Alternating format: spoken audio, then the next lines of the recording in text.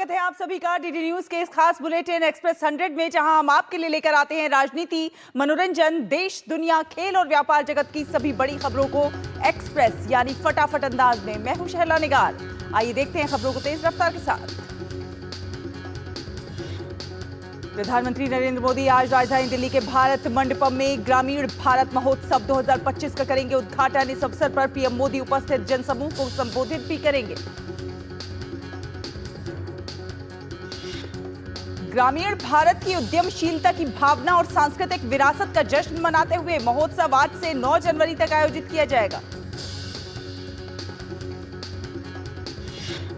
ग्रामीण भारत महोत्सव 2025 का विषय विकसित भारत 2047 के लिए एक समावेशी ग्रामीण भारत का निर्माण और आदर्श वाक्य गांव बढ़े तो देश बढ़े है। महोत्सव का उद्देश्य विभिन्न चर्चाओं, कार्यशालाओं और दक्षता के माध्यम से ग्रामीण बुनियादी ढांचे को बढ़ाना, आत्मनिर्भर अर्थव्यवस्था बनाना और ग्रामीण समुदायों में नवाचार को बढ़ावा देना है।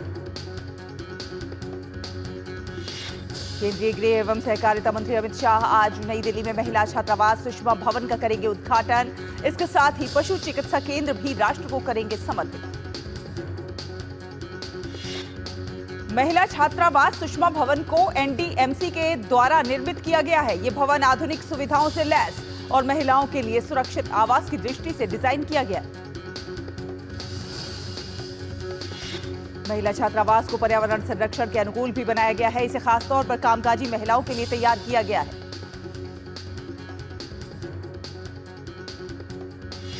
सपा सांसद जियाउर रहमान बर्क के पास बिजली विभाग के नोटिस का जवाब देने के लिए आज अंतिम दिन है। जवाब नहीं देने पर आरसी भेजकर सपा सांसद से 1,91,00,000 वसूले जाएंगे।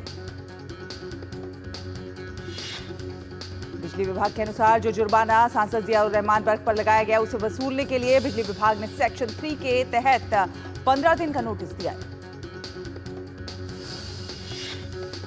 संभल से सपा सांसद नोटिस मिलने के बाद अगर तय समय सीमा में जुर्माना नहीं भरते हैं तो बिजली विभाग सेक्शन 5 के तहत डीएम को पत्र लिखकर वसूली के लिए कह सकता है। सुप्रीम कोर्ट ने अपने अहम फैसले में साफ किया है कि सीबीआई को राज्यों में तैनात केंद्र के अधिकारियों के खिलाफ मुकदमा दर्ज करने के लिए राज्य सरकारों की अनुमति लेना अनिवार्य नहीं है। अदालत ने आंध्र प्रदेश हाईकोर्ट के उस आदेश को पलटते हुए यह फैसला दिया है जिसमें भ्रष्टाचार के मामले में 2 केंद्रीय सरकारी कर्मचारियों के खिलाफ सीबीआई जांच को रद्द कर दिया गया था। मामले में आरोपी ने सीबीआई के अधिकार क्षेत्र को आंध्र प्रदेश हाईकोर्ट में चुनौती दी थी। याचिका में दलील दी गई थी कि दिल्ली विशेष पुलिस स्थापना अधिनियम 1946 के तहत अविभाजित आंध्र प्रदेश राज्य द्वारा सीबीआई को दी गई सामान्य सहमति आंध्र और तेलंगाना के विभाजन के बाद आंध्र पर खुद ब खुद लागू नहीं होती। उच्च न्यायालय ने आरोपियों की दलीलों को स्वीकार करते हुए उनके खिलाफ सीबीआई की ओर से दर्ज मुकदमा खारिज कर दिया था। दिल्ली एनसीआर में एक बार फिर से प्रदूषण का स्तर बढ़ गया है। दिल्ली का औसत एक्यूआई 370 के आंकड़े को पार कर गया। दिल्ली एनसीआर में बढ़ते प्रदूषण के मद्देनजर ग्रैप 3 के प्रतिबंधों को फिर से लागू कर दिया गया है। आनंद विहार का एक्यूआई 480, अशोक विहार 414, नेहरू नगर 448, आरकेपुरम 418, पटपटगंज 442 और ओखला का एक्यूआई 453 तक पहुंच गया। ग्रैप 3 के तहत निर्माण और विध्वंस कार्यों पर रोक लगा दी गई है, तो वहीं BS3 पेट्रोल और BS4 मालवाहक वाहनों का प्रवेश भी बंद हो गया। केवल जरूरी सामान लाने वाले वाहनों को इसमें छूट दी गई है। इसके साथ ही 5वीं तक की कक्षाएं भी हाइब्रिड मोड में चलेंगी। छत्तीसगढ़ के मुख्यमंत्री विष्णुदेव साय ने बस्तर में 356 करोड़ रुपए से अधिक की लागत वाली 288 विकास परियोजनाओं का लोकार्पण और भूमि पूजन किया। मुख्यमंत्री विष्णुदेव साय ने विभिन्न योजनाओं के तहत लाभार्थियों को 1,55,00,000 रुपए से अधिक की राशि के चेक और सामग्री भी वितरित की। इस दौरान मुख्यमंत्री साय ने कहा कि बस्तर अंचल की तरक्की और उन्नति के लिए राज्य सरकार पूरी प्रतिबद्धता से कर रही है कार्य। सामाजिक न्याय और अधिकारिता मंत्री डॉक्टर वीरेंद्र कुमार ने लोगों को सख्त हिदायत देते हुए अपने ऑफिस और घर में नोटिस लगाए हैं, जिसमें लिखा है पैर पड़ना सख्त मना। केंद्रीय मंत्री डॉक्टर वीरेंद्र कुमार का मानना है कि लोकतंत्र में सभी जनप्रतिनिधि जनता के द्वारा चुने जाते हैं और ऐसे में हमारा फर्ज बनता है कि हम जनता का सम्मान करते हुए उनके काम करें। कांग्रेस नेता और योजना आयोग के पूर्व उपाध्यक्ष रहे मोंटेक सिंह आहलूवालिया ने नई पेंशन नीति पर कांग्रेस को ही आईना दिखाया। उन्होंने केंद्र सरकार की नई पेंशन योजना नीति को सही बताया। मोंटेक सिंह आहलूवालिया ने वाजपेयी सरकार में पेंशन संबंधी लिए गए फैसले को भी सही बताया। हालांकि कुछ राज्यों की ओर से पुरानी पेंशन नीति को समर्थन करने और लागू करने की बात कहे जाने पर उन्होंने हैरानी जताई है। वाराणसी के लोगों को जिन बीमारियों के ऑपरेशन के लिए दिल्ली जाना पड़ता था, अब वो बनारस हिंदू यूनिवर्सिटी के इंस्टीट्यूट ऑफ मेडिकल साइंसेज में उपलब्ध हो गई हैं। आईएमएस के डॉक्टर ने छोटे बच्चों के हृदय रोग का इलाज किया। प्रयागराज में महाकुंभ 2025 की तैयारियों को लेकर रेलवे दिन रात काम कर रहा है और 3000 से ज्यादा विशेष ट्रेनों के परिचालन के अलावा मेला स्पेशल ट्रेन भी चलाई जा रही हैं। महाकुंभ की शुरुआत 13 जनवरी से हो रही है, वहीं इसका समापन 26 फरवरी को होगा। इस दौरान साधु संत और श्रद्धालु प्रयागराज संगम में आस्था की डुबकी लगाएंगे। अलग अलग अखाड़ों में महाकुंभ में आने का सिलसिला जारी है। आज विश्व ब्रेल दिवस है। दृष्टि दिव्यांग और बधिर दृष्टि दिव्यांग व्यक्तियों के लिए ये बेहद खास दिन होता है, क्योंकि इसी दिन दृष्टि दिव्यांग लोगों के जीवन में रोशनी भरने वाले लुई ब्रेल का जन्म हुआ था, जिन्होंने ब्रेल लिपि का आविष्कार किया था। लुई ब्रेल की देन है कि आज दृष्टि दिव्यांग लोग पढ़ लिख रहे हैं और आगे बढ़ रहे हैं। गौरतलब है कि ब्रेल लिपि के प्रति जागरूकता बढ़ाने के लिए संयुक्त राष्ट्र ने 2018 में 4 जनवरी को विश्व ब्रेल दिवस के रूप में मनाने की घोषणा की थी। उत्तर भारत के कई एक भागों में कड़ाके की ठंड और घने कोहरे से आम जनजीवन प्रभावित हुआ है। आज सुबह घना कोहरा छाया रहा, जिससे कई इलाकों में दृश्यता शून्य बनी रही। दिल्ली, उत्तर प्रदेश और हरियाणा में कोहरे की वजह से वाहनों की आवाजाही बाधित रही और दिल्ली हवाई अड्डे पर उड़ानें भी प्रभावित हुई। दिल्ली, उत्तर प्रदेश, चंडीगढ़, हरियाणा और पंजाब समेत उत्तर पश्चिम और मध्य भाग में घने कोहरे का ऑरेंज अलर्ट जारी किया गया। मौसम विभाग के अनुसार अगले 2 दिनों के दौरान उत्तर पश्चिम और मध्य भारत के कुछ एक भागों में घने कोहरे और शीतलहर की स्थिति बनी रहेगी। पंजाब, हरियाणा, चंडीगढ़ और दिल्ली के अलग अलग क्षेत्रों में और उत्तर प्रदेश के कुछ एक हिस्सों में रात और सुबह के समय घना कोहरा छाए रहने की संभावना। हिमाचल प्रदेश में रविवार और सोमवार को तेज बारिश का अनुमान है, तो वहीं पंजाब, हरियाणा, चंडीगढ़ और उत्तराखंड में भी कल गरज के साथ मध्यम बारिश हो सकती है। मौसम विभाग ने पश्चिमी विक्षोभ के कारण अगले 2 दिनों में जम्मू कश्मीर, लद्दाख, गिलगित, बाल्टिस्तान और मुजफ्फराबाद में तेज वर्षा और बर्फबारी होने की संभावना व्यक्त की है। केंद्रीय वाणिज्य मंत्री पीयूष गोयल ने क्विक कॉमर्स कंपनियों को साफ साफ संदेश दिया है कि उन्हें देश में लागू सभी नियम कानून मानने ही होंगे। एक क्विक कॉमर्स कंपनी की ओर से एम्बुलेंस सेवा शुरू किए जाने के ऐलान के बाद केंद्रीय मंत्री गोयल ने ये प्रतिक्रिया दी है। पीयूष गोयल ने कहा कि यदि एम्बुलेंस सेवा जैसी कोई नई चीज शुरू होती है, सभी कानूनी जरूरतों को पूरा किया ही जाना चाहिए। ईपीएफओ ने कर्मचारी पेंशन योजना 1995 के तहत सीपीपीएस को देश भर में लागू करने का काम पूरा किया। इसके तहत दिसंबर 2024 के लिए 68 लाख से अधिक पेंशन भोगियों को लगभग 1570 करोड़ रुपए की पेंशन वितरित की गई। ईपीएफओ ने देश भर के पेंशन धारकों को दिया बड़ा तोहफा। पेंशन धारक देश में किसी भी शाखा से पेंशन भुगतान कर सकेंगे हासिल। भारत के विदेशी मुद्रा भंडार में एक बार फिर दर्ज की गई गिरावट। 27 दिसंबर 2024 को समाप्त हुए हफ्ते में विदेशी मुद्रा भंडार में 4.112 लाख डॉलर की कमी आई। आरबीआई के अनुसार देश का स्वर्ण भंडार समीक्षाधीन सप्ताह के दौरान 54.1 करोड़ डॉलर बढ़कर 66.2 $268 अरब पर पहुंचा। आरबीआई के आंकड़ों के अनुसार 27 दिसंबर समाप्त हुए हफ्ते के दौरान अंतर्राष्ट्रीय मुद्रा कोष में भारत की रिजर्व स्थिति 4.217 अरब डॉलर पर स्थित। जैफरीज की रिपोर्ट के अनुसार भारतीय रिजर्व बैंक 2025 की पहली छपाई में नीतिगत दरों में 50 आधार अंकों की कर सकता है कटौती।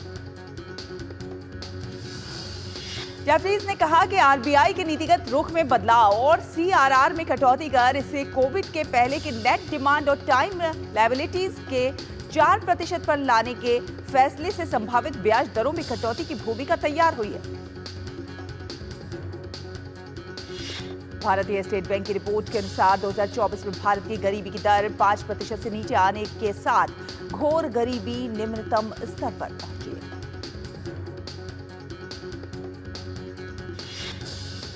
फिलहाल एक छोटा सा ब्रेक के उस पार अभी खबरें बाकी हैं। आप देखते रहिए एक्सप्रेस संडे। आज सुनो, खाने में कोई स्वाद नहीं है। अरे किफायती लाल सस्ते वाले दाल मसाले स्वाद हुआ बेकार, एकदम बकवास। इधर कीमती लाल को देखो खाना बना कमाल, MDH की हल्दी मिर्ची धनिया करे कमाल। ये रंग दे, ये खुशबू दे, ये तीखा, ये कम पड़े, समझे किफायती लाल। क्या निराला MDH मसाला।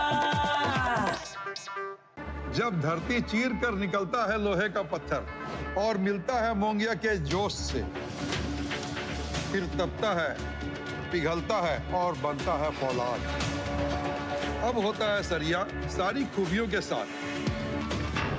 मोंगिया स्टील, मजबूत देश का मजबूत सरिया। ब्रेक के बाद स्वागत है आपका। आप देख रहे हैं एक्सप्रेस 100। रुक करेंगे कुछ अन्य खबरों का।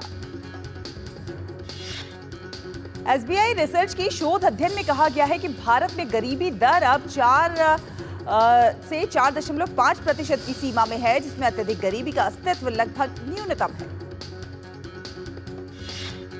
सरकार ने नया बैंकनेट पोर्टल पेश किया है, जिसमें औद्योगिक भूमि, दुकानें, गाड़ियों और कृषि एवं गैर कृषि जमीन समेत अन्य वाणिज्यिक संपत्तियों की ई नीलामी एक पोर्टल पर होगी। वित्त मंत्रालय ने कहा कि बैंकनेट पोर्टल की ई नीलामी वाली संपत्तियों के बारे में सभी सरकारी बैंकों से जानकारी को इकट्ठा करता है। ये पोर्टल और पोर्टल के शुरू होने से सरकारी बैंकों का बकाया वसूली में मदद मिलेगी। स्थानीय विनिर्माण पर जोर के कारण देश का स्मार्टफोन बाजार 2025 तक 50 अरब डॉलर के पार पहुंचने की है उम्मीद। काउंटर पॉइंट की रिपोर्ट के अनुसार भारत के स्मार्टफोन बाजार का खुदरा औसत बिक्री कीमत इस साल पहली बार $300 यानी कि 25,700 रुपए के पार पहुंचने की उम्मीद। जामनगर रिफाइनरी के 25 साल पूरे होने के अवसर पर जामनगर में कर्मचारियों को संबोधित करते हुए मुकेश अंबानी ने कहा कि जामनगर न सिर्फ ऑयल रिफाइनरी के लिए है, बल्कि आने वाले समय में ये कई अन्य क्षेत्रों में दुनिया के मैप पर होगा। मुकेश अंबानी ने कहा कि जामनगर न सिर्फ ऑयल रिफाइनरी है, बल्कि यहाँ दुनिया में सर्वश्रेष्ठ गीगा फैक्ट्री, दुनिया में सबसे बड़ी सोलर एनर्जी, दुनिया की आर्टिफिशियल इंटेलिजेंस इंफ्रास्ट्रक्चर और डिजिटल फैक्ट्री भी जामनगर में रहेगी। निजी दूरसंचार कंपनी वोडाफोन आइडिया लिमिटेड ने प्रतिस्पर्धा में बने रहने के प्रयास के तहत मोबाइल फोन के लिए वार्षिक रिचार्ज योजना शुरू की है। इस योजना के तहत उपयोगकर्ताओं को मध्य रात्रि से दोपहर तक असीमित डेटा की पेशकश की गई है। वोडाफोन आइडिया लिमिटेड ने कहा है कि उसने 3,599 रुपए, 3,699 रुपए और 3,799 रुपए की कीमत वाले प्रीपेड प्लान पेश किए हैं। महाभियोग का सामना कर रहे दक्षिण कोरिया के निलंबित राष्ट्रपति यून सुक योल की गिरफ्तारी रुकी। दक्षिण कोरिया की एक अदालत ने यून सुक येओल को हिरासत में लेने और उनके कार्यालय की तलाशी लेने के लिए हाल ही में वारंट जारी किया था। राष्ट्रपति की सुरक्षा में तैनात सैन्य अधिकारियों के विरोध के बाद राष्ट्रपति की गिरफ्तारी के प्रयास को रद्द कर दिया गया है। यून के विरुद्ध जारी वारंट आगामी 6 जनवरी तक मान्य है। यूक्रेन के राष्ट्रपति वोलोडिमिर ज़ेलेंस्की ने दावा किया है कि साल 2024 में वो अपने 1358 लोगों को रूसी कैद से यूक्रेन वापस लाने में कामयाब रहे हैं, जिसमें यूक्रेनी नागरिक और यूक्रेनी सैनिक शामिल हैं। दक्षिण पश्चिमी कोलंबिया में एक बस के खाई में गिरने से लगभग 13 लोगों की मौत हो गई, 28 अन्य घायल हैं। सिडनी में जारी बॉर्डर गावस्कर ट्रॉफी सीरीज के 5वें और आखिरी मुकाबले की पहली पारी में ऑस्ट्रेलियाई टीम मैदान पर है। ऑस्ट्रेलिया की पहली पारी की शुरुआत खराब रही है। भारतीय क्रिकेट टीम से बाहर चल रहे करुण नायर ने विजय हजारे ट्रॉफी में इतिहास रच दिया है। करुण लिस्ट ए में बिना आउट हुए 530 या उससे ज्यादा रन बनाने वाले दुनिया के पहले बल्लेबाज बन गए। फिडे महिला विश्व रैपिड शतरंज चैंपियनशिप का खिताब जीतने वाली कोनेरू हम्पी ने परिवार के साथ पीएम मोदी से मुलाकात की। पीएम ने सोशल मीडिया प्लेटफॉर्म एक्स पर लिखा, कोनेरू हम्पी और उनके परिवार से मिलकर खुशी हुई। वो एक खेल आइकन और महत्वाकांक्षी खिलाड़ियों के लिए हैं प्रेरणा की स्रोत। हॉकी इंडिया लीग में तमिलनाडु ड्रैगन्स ने शूटआउट में वेदांता कलिंगा लांसर्स को 6-5 से हरा दिया। पूर्व भारतीय फॉरवर्ड और हॉकी कोच जगबीर सिंह को सीने में जकड़न की शिकायत के बाद अस्पताल में भर्ती कराया गया। 2 बार के ओलंपियन हॉकी इंडिया लीग के लिए टीम गोनासिका के साथ राउरकेला पहुंचे थे। प्रशिक्षण सत्र के दौरान जगबीर को सांस लेने में तकलीफ महसूस हुई, जिसके बाद उन्हें अस्पताल ले जाया गया।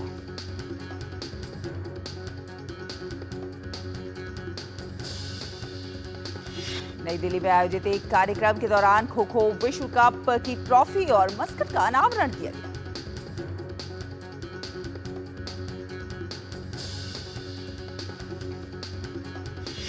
इस मौके पर kho kho federation of India के अध्यक्ष सुधांशु मित्तल ने कहा कि खो खो विश्व कप के आयोजन में तकनीक का भरपूर प्रयोग होगा।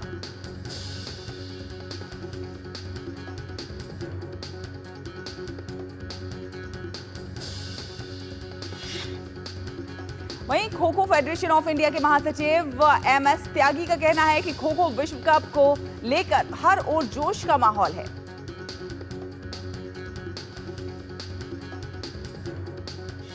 ब्रिस्बेन इंटरनेशनल में बेलारूस की आर्यन सबालेंका की जीत का दौर जारी है। सबालेंका ने क्वार्टर फाइनल मुकाबले में चेक रिपब्लिक की मैरी बाउस्कोवा को 6-3, 6-4 से दी शिकस्त।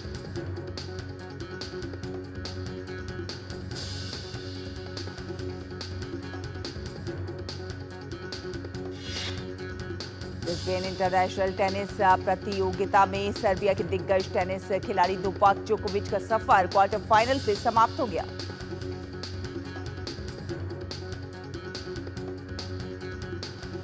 रुकेंगे एक और छोटे से ब्रेक के लिए, जल्द हाजिर होंगे। देखते रहिए एक्सप्रेस 100।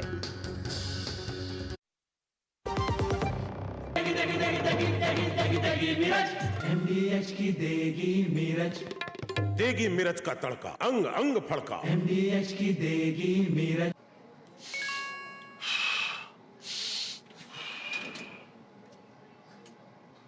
मैसेज आया है कि ऐप डाउनलोड करके इन्वेस्ट कर लो, रातों रात शेयर के भाव डबल हो जाएंगे। कर लो डाउनलोड, अगर पैसे से हाथ धोना हो तो। डॉक्टर रोगी कुमार, MBBS हूँ, MURKH नहीं हूँ।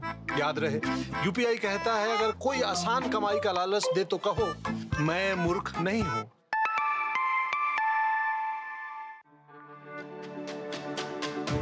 मेरी पसंद, मेरी पसंद, मेरी पसंद, मेरी पसंद, हमारी पसंद, हम सबकी पसंद। मजबूत देश का मजबूत सरिया हो गया स्टील।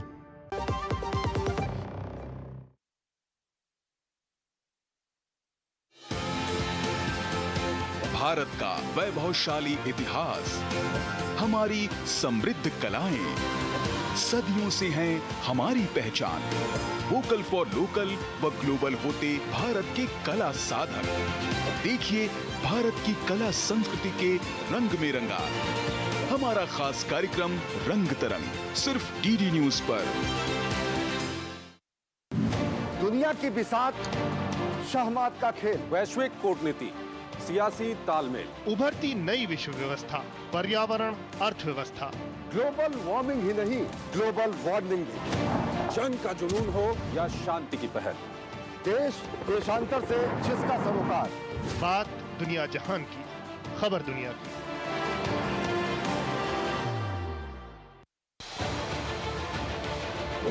उत्तर से दक्षिण तक, पूर्व से पश्चिम तक, देश हो या दुनिया की, खबर है तो पड़ताल जरूरी है।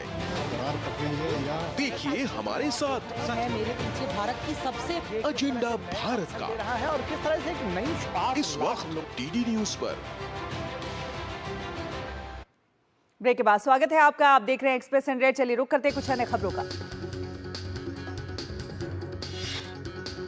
ब्रिस्बेन इंटरनेशनल में पुरुष एकल की क्वार्टर फाइनल मैच में जीत के साथ फ्रांस के जियोवानी परिकार्ड ने अंतिम 4 में जगह करी पक्की। ग्रिगोर दिमित्रोव ने ब्रिस्बेन इंटरनेशनल के सेमीफाइनल में प्रवेश कर लिया है। अंतिम 4 में ग्रिगोर का सामना चेक खिलाड़ी जीरी से होगा।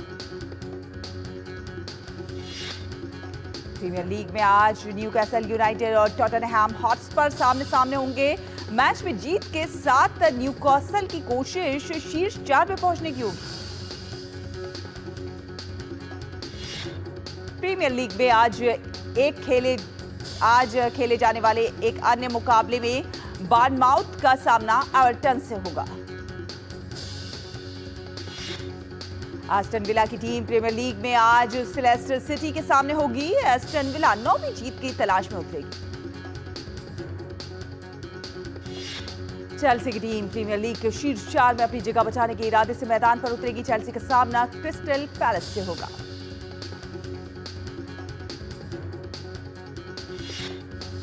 इंडियन प्रीमियर लीग में आज आर्सेनल का सामना ब्राइटन से होगा। आर्सेनल की कोशिश तालिका में दूसरे स्थान पर अपनी स्थिति और मजबूत करना चाहेगी। हैदराबाद की एक अदालत ने अभिनेता अल्लू अर्जुन को संध्या थिएटर भगदड़ मामले में नियमित जमानत दी। अदालत ने जमानत शर्तों के तहत अभिनेता को 50,000 रुपए की 2 जमानतें पेश करने का निर्देश दिया। भारत की पहली महिला शिक्षिका सावित्रीबाई फुले पर आधारित फिल्म फुले 11 अप्रैल 2025 को सिनेमाघरों में होगी रिलीज। निर्देशक विक्रमादित्य मोटवानी की आगामी फिल्म ब्लैक वारंट का ट्रेलर रिलीज हो गया है। सीरीज में कुणाल कपूर के बेटे और शशि कपूर के पोते जहान कपूर मुख्य भूमिका में नजर आएंगे। निर्देशक निखिल आडवाणी ने शाहरुख खान को लेकर एक बड़ा खुलासा करते हुए कहा है कि शाहरुख को लव स्टोरी वाली फिल्मों से नफरत है। वो तो एक्शन फिल्में करना पसंद करते हैं। अभिनेत्री कीर्ति सुरेश ने अपनी शादी में पहनी हुई लाल साड़ी के बारे में दिलचस्प खुलासा किया। उन्होंने बताया कि उन्होंने शादी में अपनी मां की 30 साल पुरानी साड़ी पहनी थी।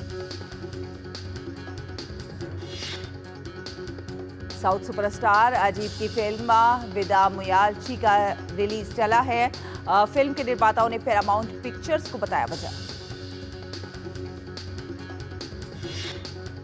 फिल्म पुष्पा 2 द रूल के निर्माताओं ने रिलीज किया काली महाकाली गाने का हिंदी वर्जन, जिसमें अल्लू अर्जुन का धमाकेदार डांस परफॉर्मेंस देखने को मिल रहा है।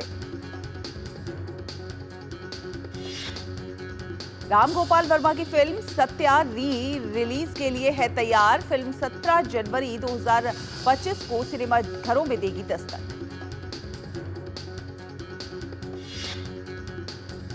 राम गोपाल वर्मा ने हालिया इंटरव्यू में श्रीदेवी की बेटी जानवी कपूर के बारे में कहा कि मुझे मां पसंद थी, बेटी नहीं।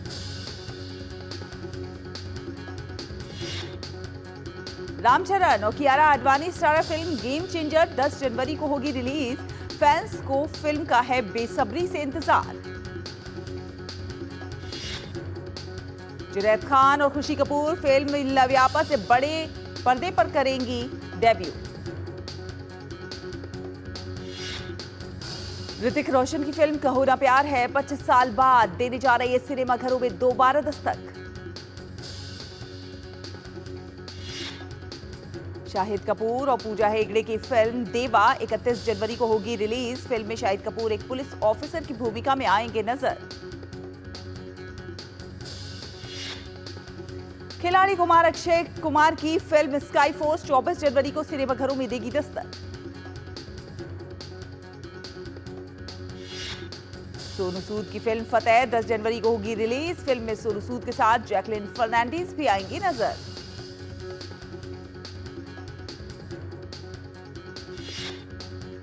फिल्म द दिल्ली फाइल्स 15 अगस्त को सिनेमाघरों में देगी दस्तक।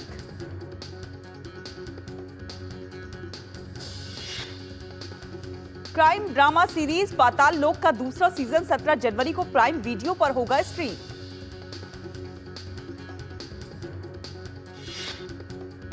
तो इसी के साथ एक्सप्रेस न्यूज में फिलहाल इतना ही। डीडी न्यूज पर खबरों का सफर लगातार जारी रहेगा। आप देखते रहिए डीडी न्यूज। नमस्कार।